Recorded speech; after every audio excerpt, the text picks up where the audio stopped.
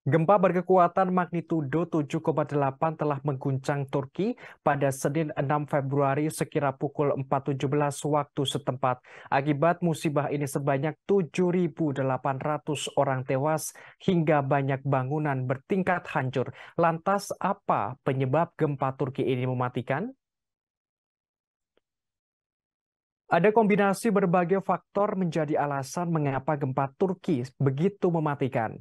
Waktu kejadian, lokasi, garis patahan yang relatif tenang, dan lemahnya konstruksi bangunan merupakan beberapa faktor tersebut. Jumlah korban diperkirakan akan bertambah karena gempa susulan berguncang sepanjang hari. Gempa Turki ini adalah yang terkuat di negara itu sejak tahun 1939 dan menimbulkan ribuan korban karena menghantam beberapa wilayah berpenduduk. Alasan lain adalah waktu gempa yang terjadi pukul 4.17 pagi waktu setempat.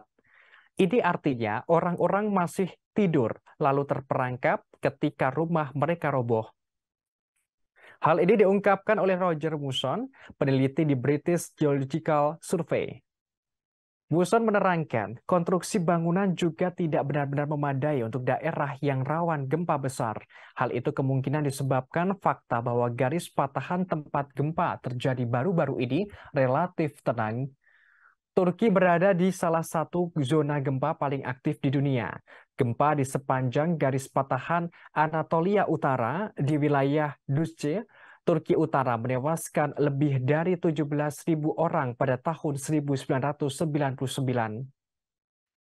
Akan tetapi, gempa terbaru pada 6 Februari 2023 terjadi di sisi lain negara itu di sepanjang patahan Anatolia Timur. Menurut Musod, sesar Anatolia Timur tidak pernah diguncang gempa bermagnitudo 7 selama lebih dari 2 abad yang bisa berarti orang-orang mengabaikan betapa bahayanya. Teori Muson menambahkan, oleh karena sudah begitu lama sejak gempa besar terakhir, cukup banyak energi mungkin telah terkumpul. Kekuatan gempa susulan pada Senin 6 Februari termasuk yang bermagnitudo 7,8 mendukung teori ini.